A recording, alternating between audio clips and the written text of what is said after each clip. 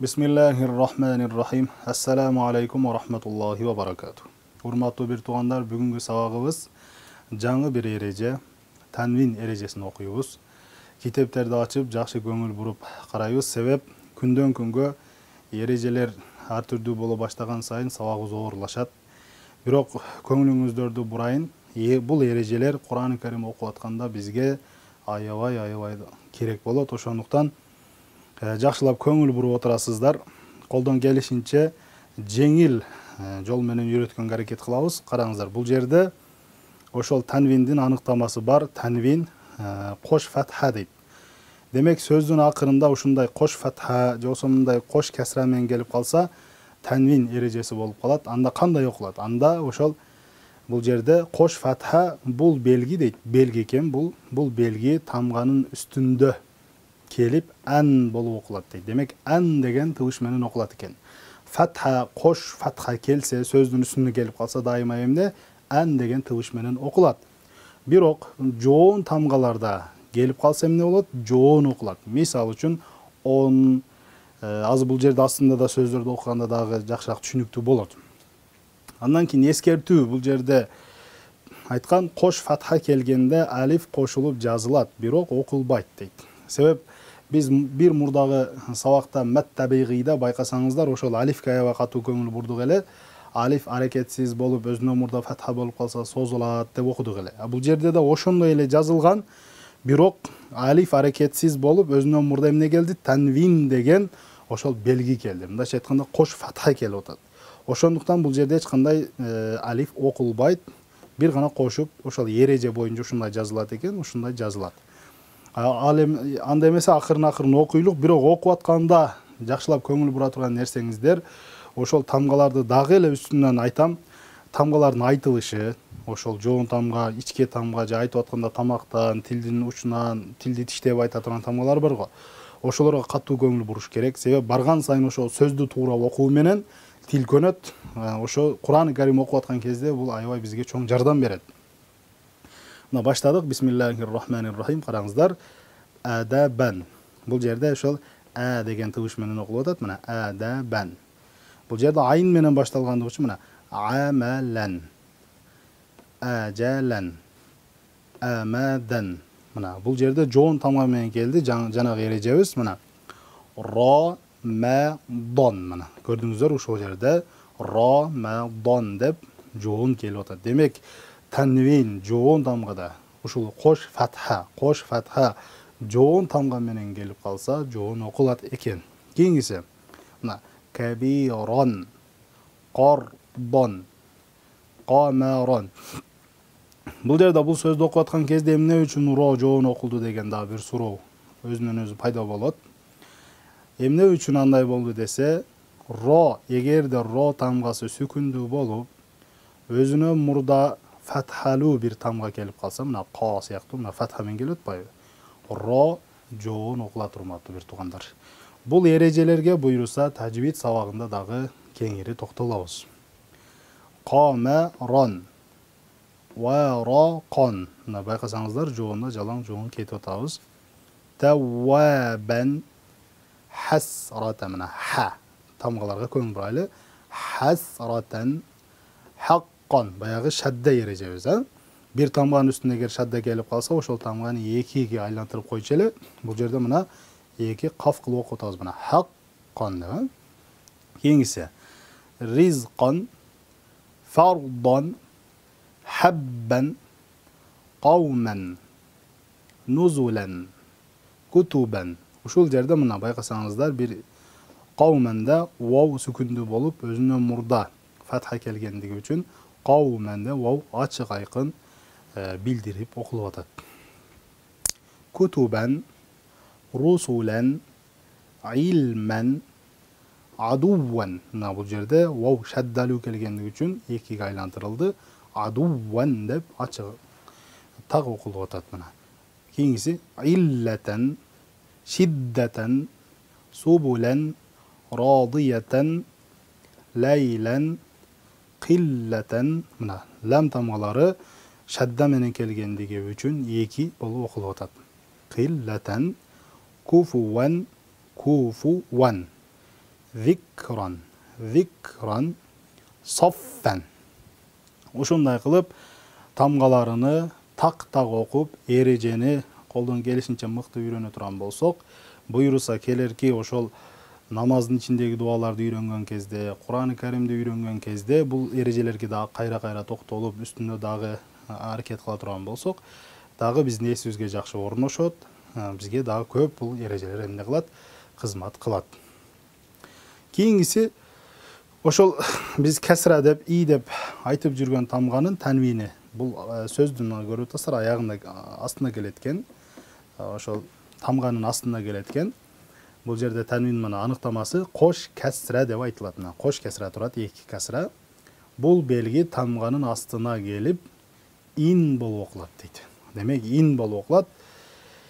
Мына окуганда мына ама дин деп ушул жерде эмне ин деген мүчөнү бул жерге кошуп окуп кетебиз. Жекеден караңыздар. Амадин, ажалин, ахадин, хага көңүл буралы, илмин, фадлин, карьятин, баягы эреже рожон болуп калат, өзүнөн мурда фатха келсе. Кийинкиси не'матин, айынга катуу көңүл буралы, бул жерде айын тамгасы бар, катуу айтабыз. Не'матин деп катуу айтабыз. Кийинкиси бақаратин, бақаратин, тамгаларга жакшы көңүл буруп окуйлук. Хумазатин, хумазада ошол ха, жөнөкөй баягы жумшак ха келген үчүн мына хумазатин деп окулат. Кийинкиси да'ватин, да'ватин, да'ватин. Ашаратин, адилин. Бир мурдагы сабакта дагы айтканмын. Эгерде ошол дал тамгасы сүкүндүү келип калса сөздө кандай болот? Термелип окулат деп айттык эле эреже боюнча. Ошо термелип окулган ушул жерде мына адилин. Жөн эле адлин деп окуп кетпейбиз, жөн кандай окуйбуз? Адилин. Фиркатин. Эми ушул жерде дагы көңүл буралы. Мен атайын ошол келерки эрежелерге сиздерди акырын даярдаш максатында мурдатан кээ бир эрежелерди эмне кылып атам, айтып эскертип өтүп атам. Бул жерде байкасаңыздар, ро тамгасы сүкүндүү болду, бирок өзүнөн мурдагы тамга кесра, и менен келгендиги үчүн ро эмне болду? Ичке жумшак окулду, жумшак тыбыш менен. Фиркатин. Ро эмне деген эле? Кээде ордуна көрө, мисалы ордуна көрө жоон окулат, кээде ичке окулуп калат. Мына ушул жерде чоң ошол нерсеге мисал. Мына бул жерде мына жоон окулуп калды, бул жерде ичке окулуп калды. Кийинкиси сойдикин, ошол эле дал термелет. Сойдикин, мына байкасаңыздар, коф тамгасы ыга тартылып, бул жерде деле ыга тартылат. Себеп эмне? Кесра менен келгендиги үчүн, кош кесра менен келгендиги үчүн. Кийинкиси бишаррин, бишаррин. Бул жерде шадда бар, ро экөө болгон үчүн бишаррин деп ичке окулду. Көп ушул жерде бишаррин деп окуп алган бир туугандар бар. Шо болбойт эч качан, кандай болот эле? Ша. Ошон үчүн бишаррин. Кур'ан-ы Каримде де келет, мин шарри деп ошол Фалак Нас сүрөлөрүндө келип калат. Ошолго жакшы көңүл буруп, азыртан үйрөнүшүбүз керек. Кийинкиси би гадабин. Бул жерде эки жоон тамга турат, мына би гадабин деп турат. Кийинкиси байтин, min gayrin, hayyin, mana ya şadda men geldi, hayyin, iki yağa aylantırdık. Kiyinisi ganiyyin, amadin, min mesedin, cennetin. Jogorgu erejede aytkanmın, egerde nun şadda menen kele turgan bolsa, iki alif ölçömündө emne kılabız? Gunna kılabız. Gunna degen oşo murumdan bir ün çıkarıp mına cennetinde biraz üstünde emne kılabız? Turabız. Keyinse halqin, ha, oşol üstünde bir çekti var. Joğun ha, halqin dep açık tak aytılat. Alaqatin, şeceratin, şamına, şeceratin. Tamgalar tuğra okusak ele qoğuz çığa öğretin. Tayyibatin. Bu yerde ya'da şadda var, oşun için iki okulat. Tayyibatin. Mana farşin, mana ronu bayqasanızlar joğun okuldu. Farşin.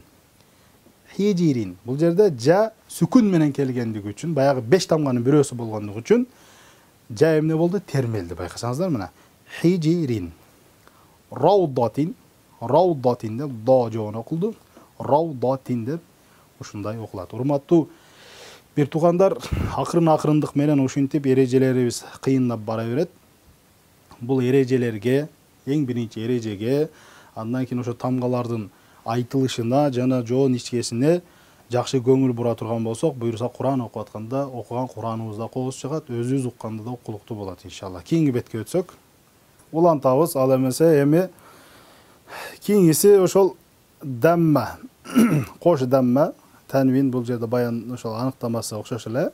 Кош дамма бул берги тамганын үстүндө келип, ун болуп окулат дейт. Ошол жана жогорудагыдай эле ан ин сыяктуу эле бул деле ун болуп окулат. Байкасак мына башынан окуйбуз.